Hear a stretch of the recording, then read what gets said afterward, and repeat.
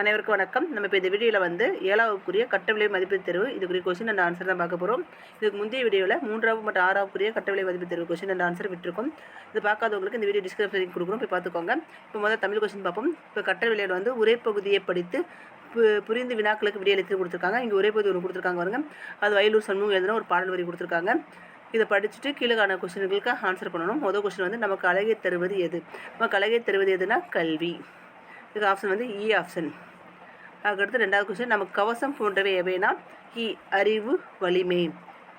நம்ம கவசம் போன்றது அறிவு வலிமை. அடுத்து 3வது வந்து நம் மனத்தில் எண்ணங்கள் எப்படி இருக்க வேண்டும்? தெளிவாக இருக்க வேண்டும்.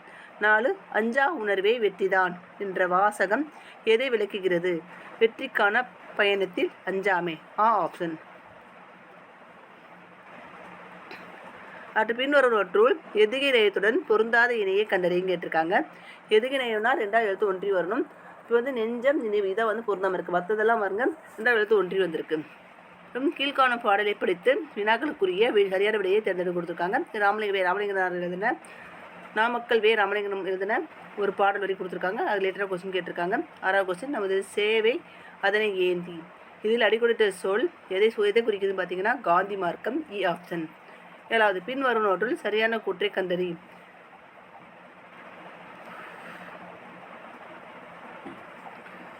பின்வருவனவற்றுள் தவறான கூற்றை கண்டறின்னு கேட்டிருக்காங்க. இதுக்கு இ ஆப்ஷன். நல்ல கொள்கைக்காக உயிர் தியாகம் செய்யலாம். 8 பின்வருவனவற்றுள் இயல்பு சொற்களை தேர்ந்தெடு. இயல்பு சொற்கள்னா லாஸ்ட் எழுத்து வந்து ஒன்றி வரணும். அதை இயல்பு சொல் சொல்லுவாங்க. இ ஆப்ஷன் வந்து செல்வமாம் சொல்வதாம். இந்த மாதிரி என்ட்ரி வந்தால் அதை என்ன சொல்லுவோம்னா இயல்பு சொற்கள் சொல்லுவோம். இதுக்கு வந்து இ ஆப்ஷன் சரியான ஆன்சர். 9வது சொல்லும் பொருளும் மாறுபட்டு இருப்பதை சுட்டி காட்டுக. சொல்லும் பொருள் வந்து மாறுபட்டு இருக்கிறத பார்க்க சொல்லியிருக்காங்க. இப்போ கொள்கை பண்பாடு இதுக்குரிய சொல்லுக்குரிய பொருள் இது கிடையாது. இதான் ஆன்சர். இது மற்ற மார்க்கம்னா வழி இது சரிதான். சேவை தொண்டு இது சரிதான். குமிழினா நிற்கும் இது சரிதான். இது பொருந்தாது என்னன்னு கேட்டிங்கன்னா ஆப்ஷன் கொள்கை பண்பாடு. 10வது பின்வருவனற்றுள் உவமையுடன் கூடிய சொற்றொடரை தேர்ந்தெடுத்து கேட்டிருக்காங்க. ஆப்ஷன் அமுதமொத்த காந்தி மார்க்கம். இதுதான் வந்து உவமையுடன் கூடிய சொற்றொடர். அடுத்து நெக்ஸ்ட் இங்கிலீஷ் கொஸ்டின். அதில் வந்து ஃபெஸ்டிவல் ரிலேட்டடாக ஒரு பேராகிராஃப் கொடுத்துருக்காங்க. இந்த பேராகிராஃப் படிச்சுட்டு அது ரிலேட்டடாக ஒரு 5 கொஸ்டின் கொடுத்துருக்காங்க. அந்த 5 கொஸ்டினுக்கு ஆன்சர் பண்ணணும்.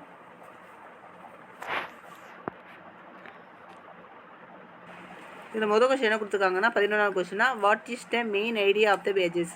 அதாவது இந்த பத்தியுடைய முக்கிய கருத்து என்னென்னு அர்த்தம். இதுக்குரிய ஆன்சர் வந்து B option. Indian festival celebrate cultural diversities with joy. அதாவது இந்திய பண்டிகைகள் வந்து கலாச்சார பன்முகத்தன்மையை மகிழ்ச்சியுடன் கொண்டாடுறோம் அப்படின்னு கொடுத்துருக்காங்க. அடுத்து நெக்ஸ்ட் வந்து 12வது choose the order of the festivals as per the calendar. அதாவது நாட்காட்டியின்படி இந்த திருவிழாக்களுடைய வரிசையை தேர்ந்தெடுத்து எழுத சொல்லியிருக்காங்க.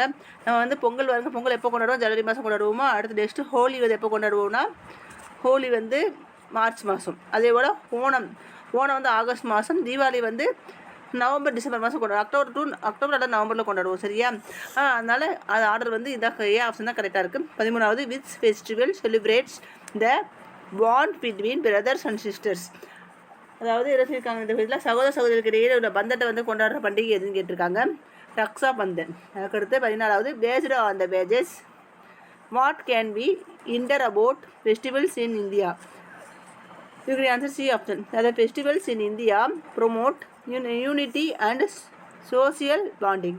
அதாவது என்ன செய்யிருக்காங்க, இந்தியாவுடைய திருவிழாக்கள் வந்து ஒற்றுமை மற்றும் சமூக பிணைப்பு உருவாக்குது. இந்த கொஸ்டின் என்ன கேட்டிருக்குன்னு பார்த்தீங்கன்னா இந்த பட்டியலில் வந்து இந்தியாவில் பண்டிகைகளை பற்றி நம்ம என்ன பேசலாம்னு பார்த்தீங்கன்னா இந்தியாவில் வந்து திருவிழாக்கள் வந்து ஒற்றுமை மற்றும் சமூக பிணைப்பையும் ஊக்குவிக்குது அப்படின்னு தான் அர்த்தம். What does processions in the pages most likely mean அப்படின்னு என்ன அர்த்தம்னா லாஸ்ட் பற்றியில் என்ன சொல்லியிருக்காங்கன்னா ஊர்வலங்கள் என்றால் என்னென்னு கேட்டிருக்காங்க. இதுக்கு ஆன்சர் வந்து ரிலீஜியஸ் ப்ரேயர், அதாவது மத பிரார்த்தனைகள். அதுக்கடுத்து பிஸ்னஸ் ஃப்ரெண்டுன்னு ஒரு பிறகு கொடுத்துருக்காங்க. இதை படிச்சுட்டு கீழே கொடுக்குற கொஸ்டினுக்கு ஆன்சர் பண்ணணும். இந்த பிஸ்னஸ் ஃப்ரெண்ட் என்ன அர்த்தம்னா வணிக நண்பன் அர்த்தம். 16வது கொஸ்டின் பாருங்க. The main theme of the story is honesty and transparency are essential is friendship. அதாவது இந்த கதையோடைய மெயின் தீம் அதாவது மைய கருத்து என்னன்னு பார்த்தீங்கன்னா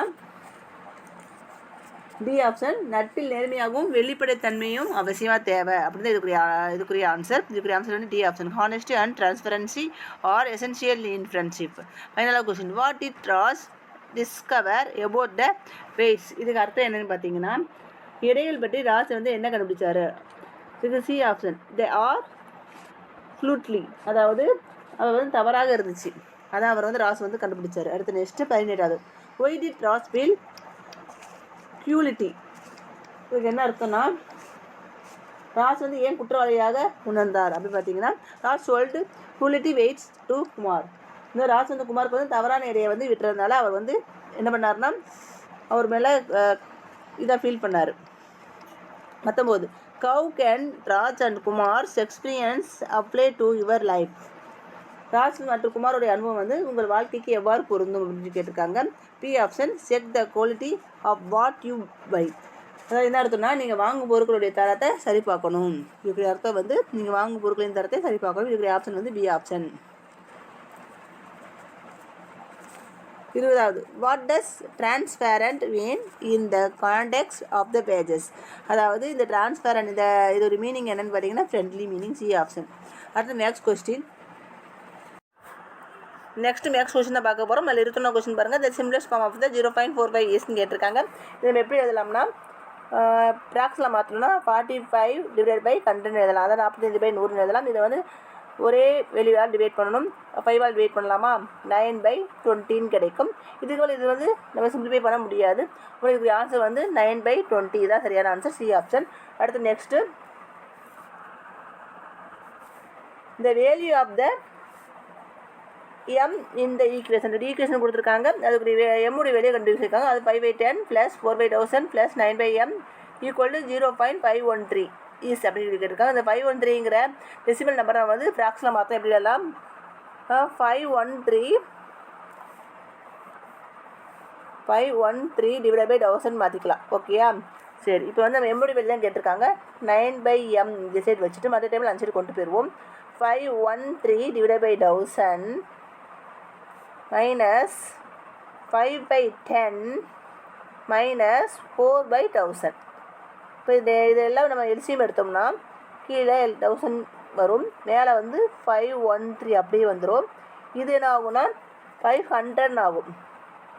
500 மைனஸ் 4. ஓகேயா, இப்போது இது நம்ம செப்பரேட் பண்ணி ஆட் பண்ணோன்னா 513 மைனஸ் 504 டிவைட் பை 1000 வரும்.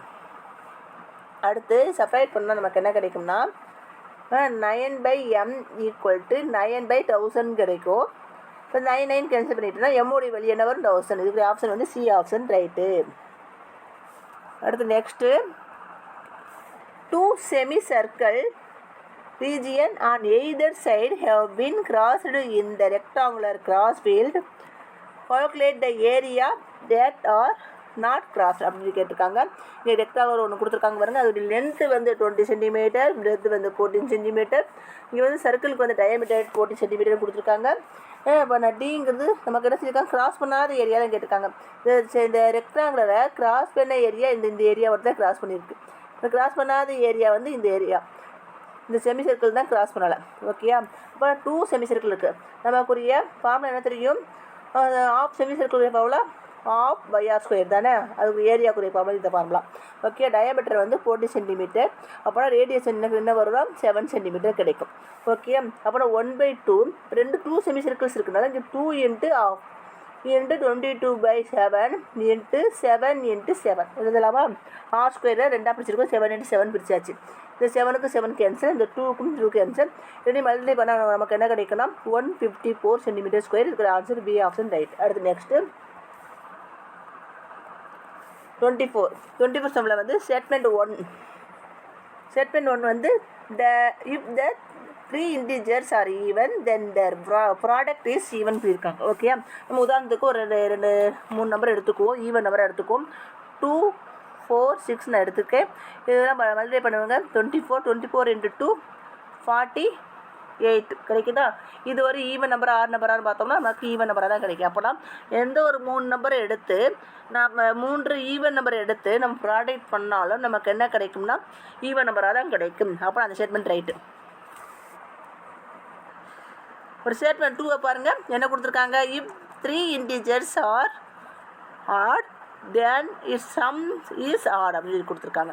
3 இன்டிஜருங்கும் போது நமக்கு என்ன ஒரு 3 இன்டிஜர் எடுத்துக்குவோம். அதுவும் ஆட் இன்டிஜராக 1 + 3 + 5 இது 3ஐயும் நம்ம ஆட் பண்ணால் நமக்கு ஆட் நம்பர் கிடைக்குதா பார்ப்போம். 1 3 4 4 5 9 9ங்கிற ஒரு ஆட் நம்பர். ஓகே, அப்புறம் 2 செட் பண்ணும்போது நமக்கு சரிதான். அப்புறம் C option 4 statements are correct. Okay, அடுத்து நெக்ஸ்ட்டு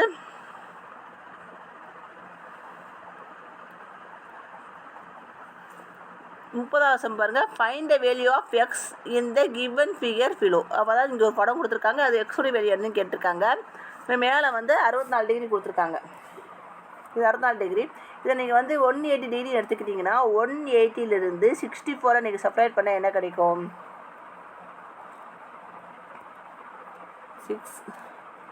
116. அப்புறம் இந்த வேல்யூ வந்து 116. ஓகேயா, அடுத்து நெக்ஸ்ட் நமக்கு இது என்னன்னு கேட்டிருக்காங்க. ஓகே, அப்போ நம்ம என்ன வரும்னா நமக்கு ஒரு ட்ரையாங்கிளோடைய 3 கோணங்களை கூட்டினா நமக்கு 180 டிகிரின்னு கிடைக்கணும். கரெக்டாக? அப்போனா இந்த 27 இப்போ கிடைச்ச 116 கூட்டல் எக்ஸ் ஈக்குவல் டு 180ன்னு எடுத்துக்கிட்டோம்னா இதில் ஆட் பண்ண என்ன வரும்? 13 மீதி 1 4 143 ப்ளஸ் எக்ஸ் ஈக்குவல் டு 180. அப்புறம் எக்ஸோடைய வேல்யூ வந்து 180லேருந்து 143 செப்பரேட் பண்ணால் நமக்கு என்ன கிடைக்கும்? 37 டிகிரி. அதாவது சி ஆப்ஷன் இஸ் ரைட்டு.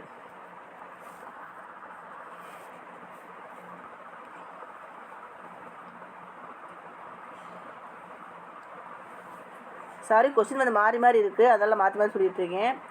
இப்போது 25வது கொஸ்டின் பார்ப்போம். The simplest form of the 9.88 ப்ராக்கெட்டில் 9 + 72 டிவைடட் பை 9/15 கொடுத்துருக்காங்க.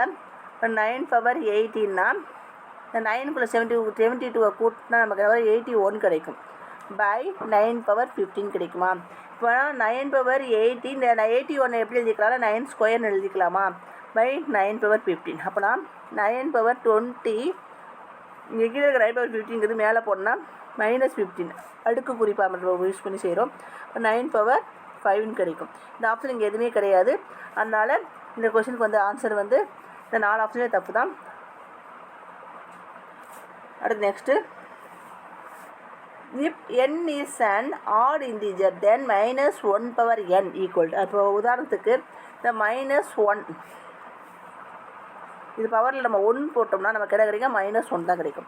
-1 பவரில் 3 போட்டுன்னு வச்சுக்கோங்களேன். -1 இன்ட்டு -1 இன்ட்டு -1 இந்த -1 +1 ஆயிரும். இது ஒரு -1னா -1 அப்படின்னு நமக்கு என்ன ஆன்சர் கிடைக்கும்? -1 தான் கிடைக்கும். அதாவது ஒவ்வொரு ஆட் இன்டிஜர் போட்டாலும் நமக்கு என்ன கிடைக்கும்? -1 தான் ஆன்சர் கிடைக்குது. அப்புறம் இதுக்கு ஆப்ஷன் வந்து சி ஆப்ஷன். அப்புறம் 27. What is the circumference of the circular plate of its diameter is 42 centimetre அப்படின்னு கொடுத்துருக்காங்க. இப்போ சர்க்கம்ஃபரன்ஸ்னால் சுற்றளவுன்னு சொல்லுவோம்ல, சுற்றளவுக்குரிய ஃபார்முலா, சர்க்குலர் சுற்றளவுக்குரிய ஃபார்முலா வந்து 2/r. அதோடைய வேல்யூ வந்து அதுக்கு டயமீட்டர் வந்து 42 சென்டிமீட்டர் கொடுத்துருக்காங்க. டி = 42 சென்டிமீட்டர் கொடுத்துருக்காங்க. இப்போ நமக்கு சர்க்கம்ஃபரன்ஸ் தான் என்ன கேட்டிருக்காங்க? 2/r தான் என்னென்னு கேட்டிருக்காங்க. இப்போ 42னா 6 வெளியே என்ன கிடைக்கும்? 42/21 42/2 நமக்கு 21 கிடைக்கும். 6 வெளியே 21 கிடைக்கும். 2 × 22/7 × 21 டிவைட் பண்ணால் 177 37 * 21 அப்புறம் என்ன வரும்? 622 132 சென்டிமீட்டர். அதாவது நம்ம சர்க்கம்ஃபரன்ஸுங்கன்னா 1 சென்டிமீட்டர் போட்டிருக்கோம். அடுத்து next, find X such that 2 power x + 2 equal to 2 power x + 6 அப்படின்னு கொஸ்டின் கேட்டிருக்காங்க. இது எப்படி எழுதலாம்னா 2 பவர் x + 2ங்கும்போது இந்த 2 போல் நம்ம பிரித்து எழுதிக்கலாம். 2 power x 2 square equal to 2 power x + 6ன்னு எழுதிக்கலாம். இப்போ என்ன வரும்? 2 power x 4 × 2 power x equal to 2 power x + 6. ஓகேயா? இப்போது இந்த 2 பவர் x நம்ம கீழே கொண்டு போவோம், டிவைட் ஆகுவோம். 2 பவர் x + 6/2 பவர் xன்னு எழுதிக்கலாமா? இந்த தண்டையை பிடிச்சி எழுதுனா 2 power x/2 power x + 6/2 power xன்னு எழுதிக்கலாமா? 2 பவர் x கேன்சல் பண்ணிட்டோம்னா 1 கிடைக்குமா? 4 = 1 + 6/2 பவர் xன்னு எழுதிக்கலாமா? 4 = 1 + 6/2 பவர் xன்னு எழுதிக்கலாம். இந்த 1 இன்சைடு கொண்டு போயிட்டோம்னா 3 = 6/2 பவர் xன்னு எழுதிக்கலாம். ஓகேயா? இப்போது நம்ம என்ன பண்ணோம்? இந்த 3 இந்த 2 6 கேன்சல் பண்ணோம்னா 1 = 2 பவர் 2 பவர் எக்ஸ்னு வருமா? இந்த 2 பவர் எக்ஸ் ஈக்குவல் டு 2. அப்போனா நமக்கு அடிமானம் சமமாக இருந்தால் அடுக்கு 1 போல் இருக்கும். அப்படி எக்ஸ் ஈக்குவல் டு 1. இதுடைய ஆன்சர் வந்து பி ஆப்ஷன் இஸ் ரைட். அப்புறம் find the value of x இந்த கிவன் ஃபிகர் பிலோ. ஓகே, நம்ம எக்ஸோடைய வேலையை கண்டுபிடிச்சிருக்காங்க. இந்த படம் கொடுத்து கண்டுபிடிச்சிருக்காங்க. நம்ம என்ன பண்ண போகிறோம்னா, இந்த சைடு வந்து இந்த லைனை பாருங்கள். இது லைன் வந்து 80 டிகிரி இங்கே கொடுத்துருக்காங்க. அப்படின்னா இது ஃபுல்லாக 100 டிகிரி இருக்குமா? ஓகே, நம்ம எக்ஸ் தான் தேவை. அப்போ என்ன பண்ணலாம்? இந்த அதாவது முக்கோணத்தோடைய கூடுதல் வந்து நமக்கு என்ன கிடைக்கும்? பின்னங்களின் கோணங்களின் கூடுதல் 180 இருக்கணும், தெரியுமில்ல? இப்போ நம்ம என்ன பண்ண போகிறோம்னா, இந்த 50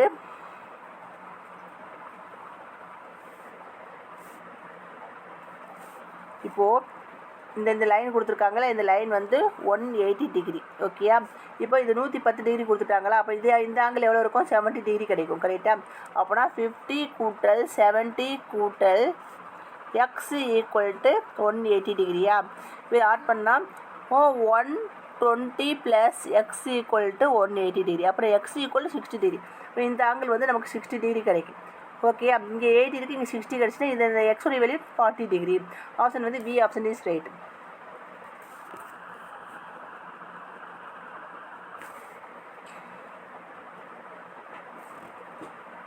இப்போ சயின்ஸ் கொஷனை பார்த்துருவோம். 31 கொஷனை கொடுத்துருக்காங்க. Choose the correct food chain இந்த அக்விட் எகோசிஸ்டிக், அதாவது நீர் சூழ்நிலையில் இருக்கிற புட் சைன், அதாவது உணவுகளை கேட்டிருக்காங்க. Aquatic plant and aquatic insect larva and fish. இதான் சரியான answer. C option is right. அடுத்து next 32 Kavya takes sugar milk and baking soda separately in 3 beakers and add lemon juice to each of them in which beakers does not react chemically அப்படின்னு சொல்லி கேட்டிருக்காங்க. இதுக்கு ஒரு option A option, beakers containing sugar. அடுத்து next 33 if a person walks on a square path of sides 8 meter and reaches the starting point, find a distance covered and his displacement கொடுத்துருக்காங்க. Distance நாங்கள் தொலைவுங்கும்போது நம்ம எப்படி வரும்னா 8 centimetre உங்கள் square ஷேப்பில் வந்திருக்காங்க. இதை ஸ்கொயர் ஷேப்பில் வந்திருக்காங்க. இங்கே ஸ்டார்ட் பண்ணோம்னா இந்த இண்டிங்லேயும் முடிஞ்சிருக்கு. அப்படின்னா இங்கே 8 சென்டிமீட்டர் 8 டெசிமீட்டர், இங்கே 88 அப்படின்னா 32 சென்டிமீட்டர் அவங்க வந்து டிஸ்டன்ஸ் இருக்காங்க.